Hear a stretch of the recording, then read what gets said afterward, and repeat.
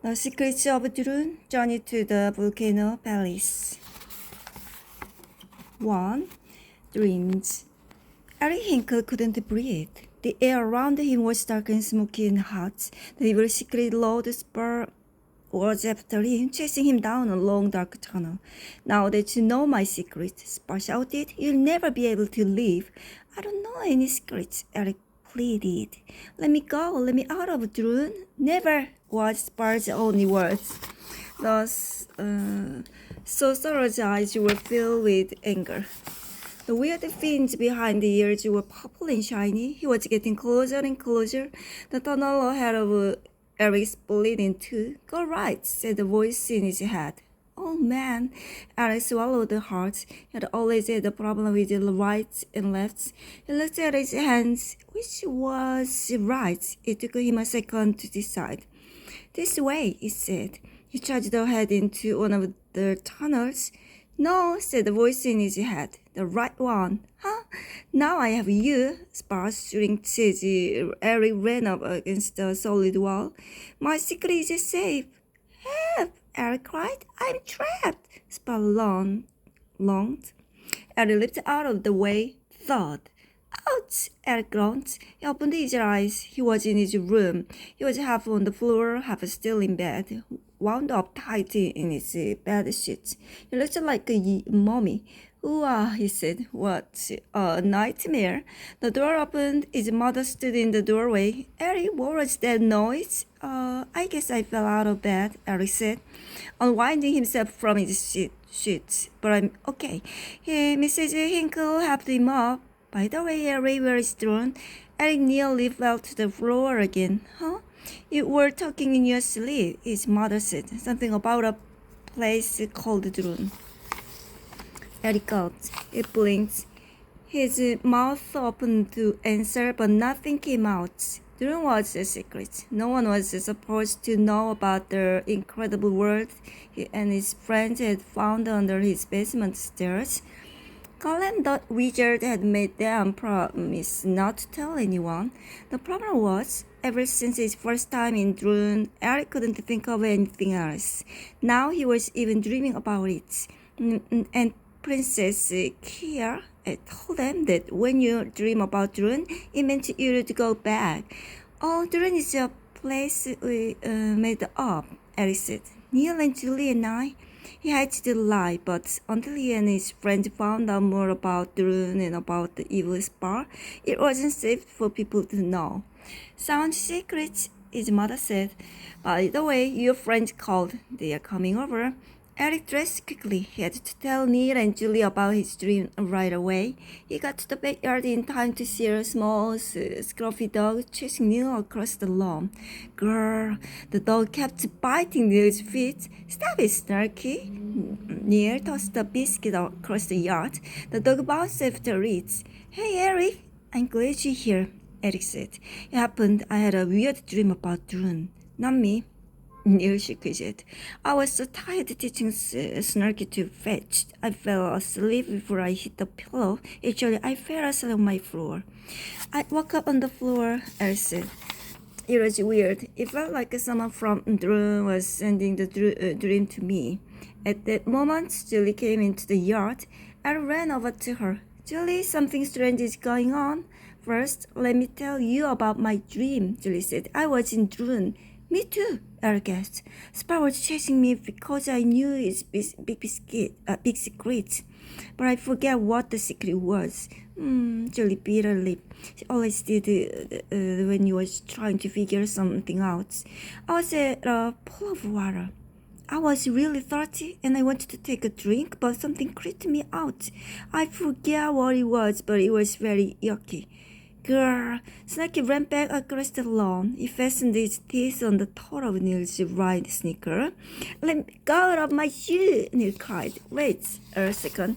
I remember now. I had a scary dream too. I forget almost of it. Except for what? Julie asked.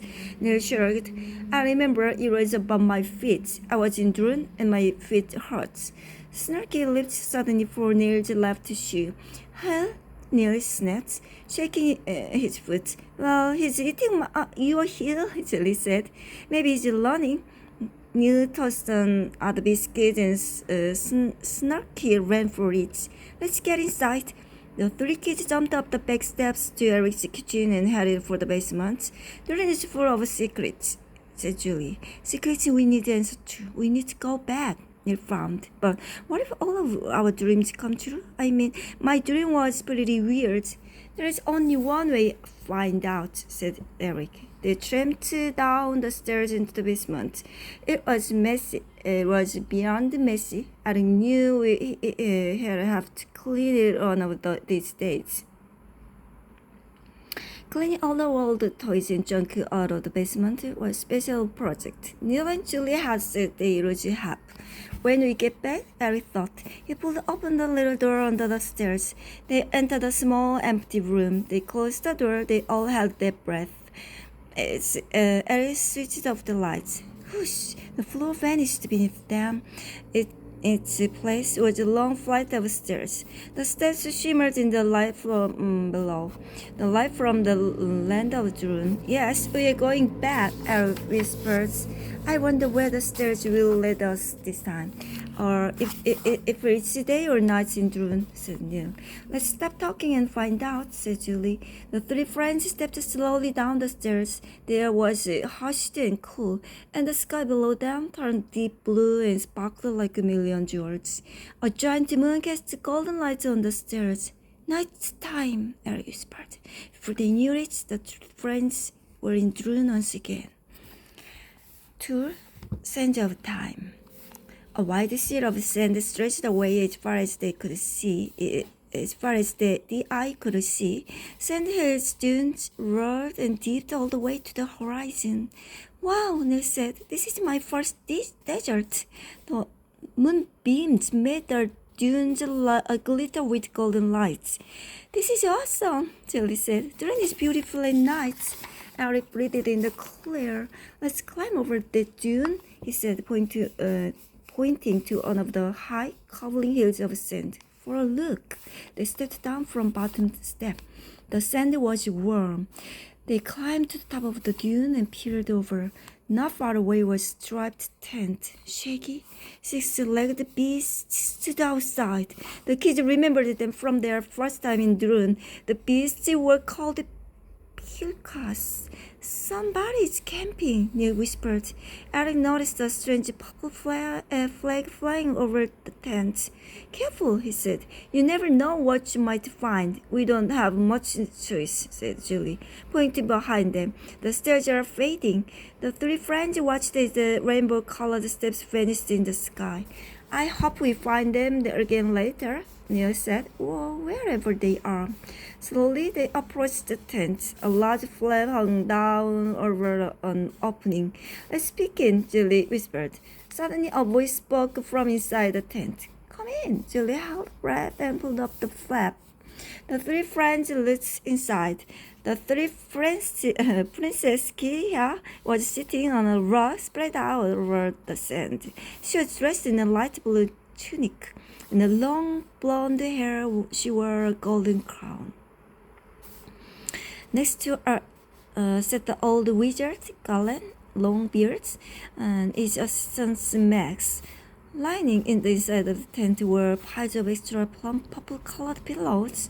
Welcome back, Kea said, laughing when she saw kids. We have all been waiting for you, Max chopped happily. Max was a spider too. He had 8 legs and could spin sticky webs and climb the walls.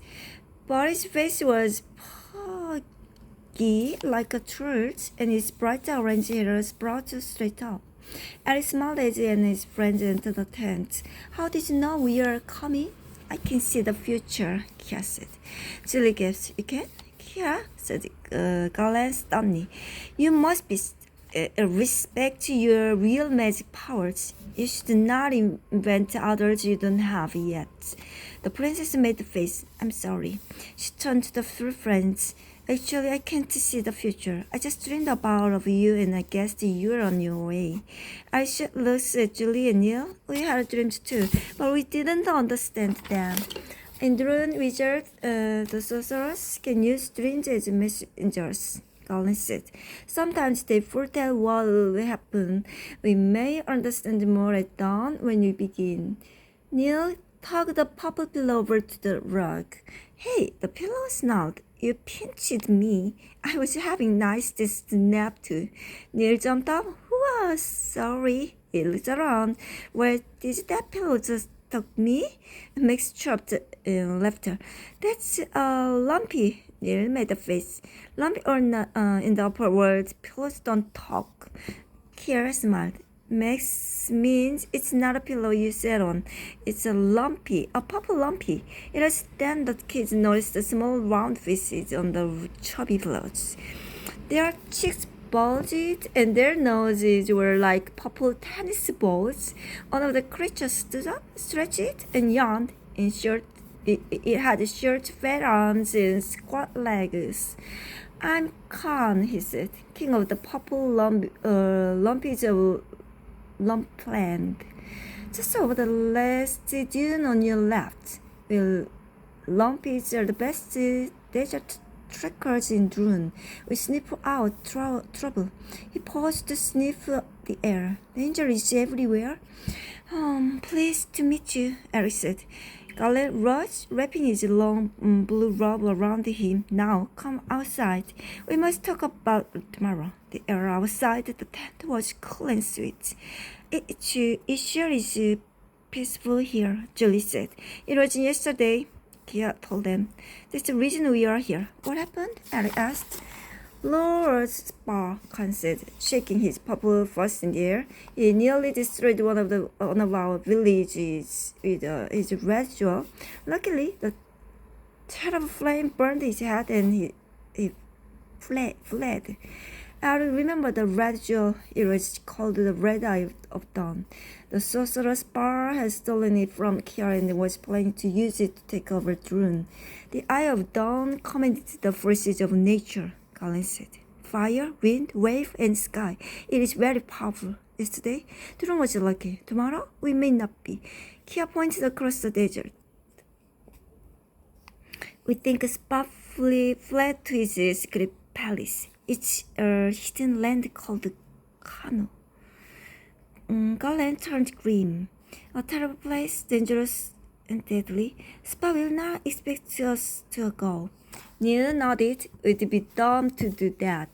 And because he doesn't expect it, Kia added, that's exactly what we'll do. The three kids were silent. Eric blinked. Dangerous and deadly? Khan nodded, and the lumpy shall lead you right to it. We must find the eye before Spar uses it again, Colin said. Drone itself is at stake. Are you in? Kiara asked. And looked at Julie. Then, and Neil. He knew they were just as afraid he was. I guess you are in, Julie said. Get the maps, Neil said. I'd like to see exactly where we're going. Max chuckled. Max will be of no help. Lord Spar lives in a volcano.